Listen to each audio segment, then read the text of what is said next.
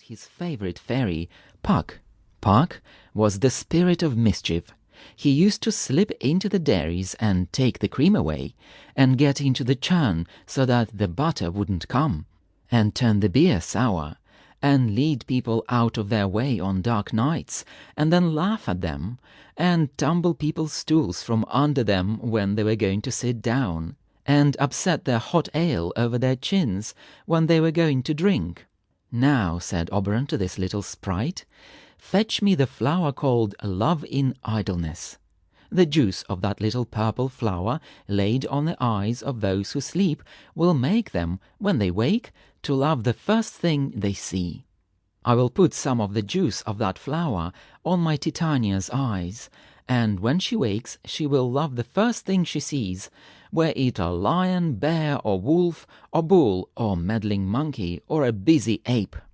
While Puck was gone, Demetrius passed through the glade, followed by poor Helena, and still she told him how she loved him and reminded him of his promises, and still he told her that he did not and could not love her, and that his promises were nothing. Oberon was sorry for poor Helena, and when Puck returned with the flower, he bade him follow Demetrius, and put some of the juice on his eyes, so that he might love Helena when he woke and looked on her as much as she loved him. So Puck set off, and wandering through the woods found not Demetrius, but Lysander, on whose eyes he put the juice. But when Lysander woke, he saw not his own Hermia, but Helena, who was walking through the woods looking for the cruel Demetrius. And directly he saw her, he loved her, and left his own lady under the spell of the purple flower.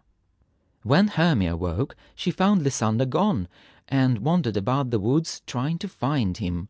Puck went back and told Oberon what he had done, and Oberon soon found that he had made a mistake, and set about looking for Demetrius, and having found him, put some of the juice on his eyes.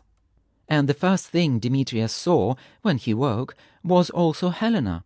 So now Demetrius and Lysander were both following her through the wood, and it was Hermia's turn to follow her lover as Helena had done before. The end of it was that Helena and Hermia began to quarrel, and Demetrius and Lysander went off to fight. Oberon was very sorry to see his kind of scheme to help these lovers turn out so badly, so he said to Puck, "These two young men are going to fight. You must overhang the night with drooping fog, and lead them so astray that one will never find the other. When they are tired out, they will fall asleep. Then drop this other herb on Lysander's eyes. That will give him his old sight and his old love. Then each man will have the lady who loves him, and they will all think that this has been only a midsummer night's dream. Then, when this is done, all will be well with them." So Puck went and did as he was told, and when the two had fallen asleep, without meeting each other, Puck poured juice on Lysander's eyes, and said, "When thou wakest, thou talkest, true delight, in the sight of thy former lady's eye. Jack shall have Jill, nothing shall go ill." Meanwhile Oberon found Titania asleep on a bank where grew wild thyme, oxlips, violets, and musk roses. There Titania always slept a part of the night, wrapped in the enamelled skin of a snake.